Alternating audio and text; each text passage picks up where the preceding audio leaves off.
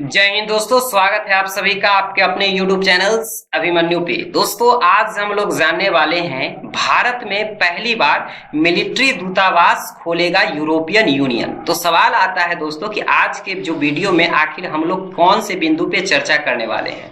तो दोस्तों, पहला बिंदु ये है कि यह यूरोपियन यूनियन क्या होता है, दूसरा कि यह मिलिट्री दूतावास क्या होता है तथा इसका काम क्या होता है, और तीसरा सवाल कि भारत और यूरोपियन यूनियन के बीच क्या संबंध है। उसके पहले आप यहाँ एक तरह से न्यूज देख रहे हैं कि किस तरह से न्यूज ये है कि भारत में पहली बार मिलिट्री दूतावास खोलने जा रहा है यूरोपियन यूनियन। अब सब पहला सवाल ये है दोस्तों कि आखिर यह यूरोपियन यूनियन क्या होता है। दोस्तों, यूरोपियन यूनियन यह 27 यूरोपियन देशों का 27 यूरोपियन देश, यहाँ पे आप देखोगे टोटल महादेश देख रहे हैं, जैसे एशिया हो गया, अफ्रीका हो गया, उत्तरी अमेरिका, दक्षिणी अमेरिका, अंटार्कटिका और ऑस्ट्रेलिया में एक महादेश आपको यूरोप देख रहे हैं। यूरोप का 27 देश मिलकर अपना एक आर्थिक एवं राजनीतिक संगठन बनाया है, जिसे ही हम लोग कहते हैं यूरोपियन यूनियन। इसका जो मुख्यालय है दोस्तों, तो इसका मुख्यालय आपको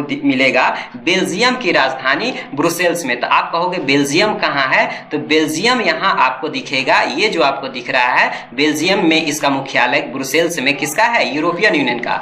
वर्तमान अध्यक्ष की बात करें दोस्तों, तो इसका वर्तमान अध्यक्ष जिनका नाम चार्ल्स मिशेल है। दोस्तों, अगर बात करें इन 27 देशों का, तो जो भी 27 देश इसके सदस्य हैं, तो उसके बीच कोई आर्थिक सीमा नहीं है। आर्थिक सीमा कहने का तात्पर्य ये है, मान के चलो ये जर्मनी और फ्रांस यूरोपियन यूनियन का मेंबर है, तो अगर जर्मनी से अगर आपको कोई सामान के लिए व्यापार करना है फ्रांस में, या फ्रांस से जाना है अगर जर्मनी में, तो अगर आप अमूमन क्या होता है कि एक देश से दूसरे देश में जाने पर आपको टैक्स देना पड़ता है। लेकिन यूरोपियन यूनियन में जितने भी मेंबर है एक दूसरे पे अगर कोई भी व्यापार करते हैं तो उनको टैक्स नहीं देना पड़ता है। इस तरह से उनका कोई आर्थिक सीमा नहीं है। दोस्तों, इसका एक अपना कॉमन करेंसी भी है, जिसे हम लोग यूरो कहते हैं। दोस्तों, यूरो यूरोपियन यूनियन के जो सदस्य हैं उनका कॉमन करेंसी है। वर्तमान में यूरो को अपनाने वाले देशों की संख्या 19 है।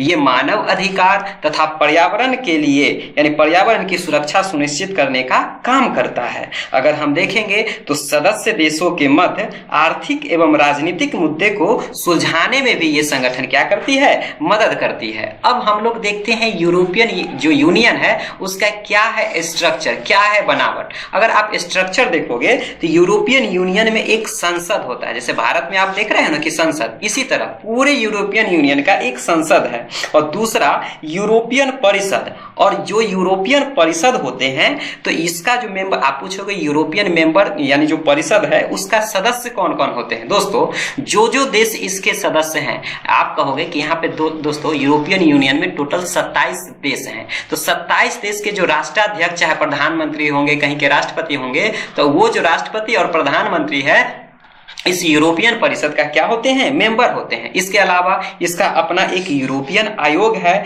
जो इसकी कार्यकारी शाखा यानी कि यूरोपियन यूनियन में जो काम होने वाला यानी काम होने वाला जो शाखा है, जिसे हम लोग यूरोपियन आयोग कहते हैं। इसके अलावा इसका अपना अन्य संस्था भी है। अन्य संस्था में पहला संस्था आप देखोगे जिसे हम लोग यूरोपियन संघ का न्यायालय कहते हैं। अर्थात यह 27 देशों से जुड़ा कोई मामला है तो इसका एक अपना कॉमन एक न्यायालय है, जिसे हम लोग क्या कहते हैं, यूरोपियन संघ का न्यायालय कहते हैं। अर्थात अगर इसका कोई भी कानून जो बनाता है उसको मानने के लिए सभी सदस्य देशों को क्या किया जाता है, बाध्य किया जाता है। अर्थात इस न्यायालय के द्वारा बनाया गया कोई भी कानून सभी सदस्य देशों पर लागू होते हैं। इसके अलावा इन जो यूरोपियन परिषद है उनका अपना एक बैंक है, जिसे यूरोपियन सेंट्रल बैंक के नाम से जानते हैं। ये पूरे आर्थिक गतिविधि को यानी यूरोपियन मेंबर्स के जो भी इसके मेंबर हैं उसके सभी आर्थिक गतिविधि को ये क्या करता है, रेगुलेट करता है, अर्थात कंट्रोल करता है।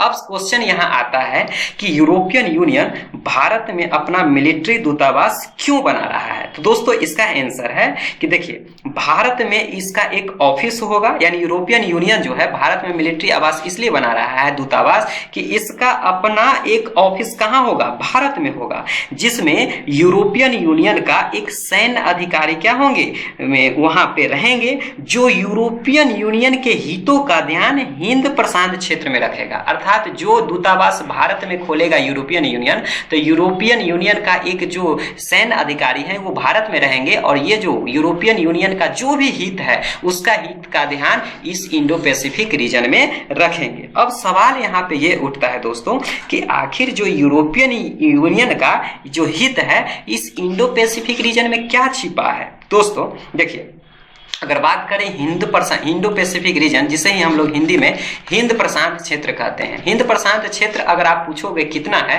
तो इसका आप बाउंड्री देखोगे तो ये अफ्रीका के पूर्वी तट से लेकर प्रशांत महासागर के जितना भी द्वीपीय देश है वहां तक फैला हुआ है। अर्थात आप देखोगे इधर आपको अफ्रीका दिखेगा, तो अफ्रीका का ये पूर्वी देश से लेके आप पैसिफिक यानी कि प्रशांत महासागर का जो छोटे छोटे द्वीपीय देश है वहां तक का जो रीजन है जिसे ही हम लोग इंडो पैसिफिक रीजन कहते हैं। ये रीजन इतना इंपॉर्टेंट है दोस्तों कि पूरे दुनिया का व्यापार इसी रास्ते के से होकर गुजरता है, यानी पूरा दुनिया जो व्यापार करती है कहीं ना कहीं इसी इंडो पैसिफिक रीजन से होकर गुजरती है।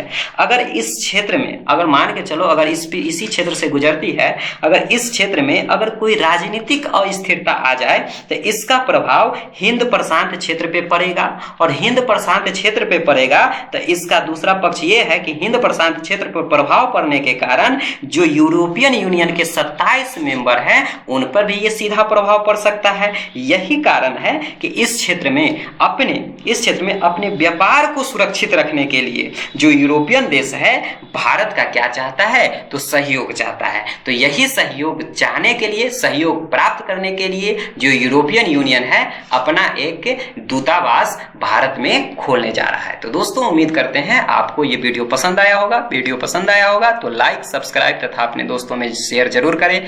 मिलते हैं नेक्स्ट वीडियो में, तब तक के लिए जय हिंद, जय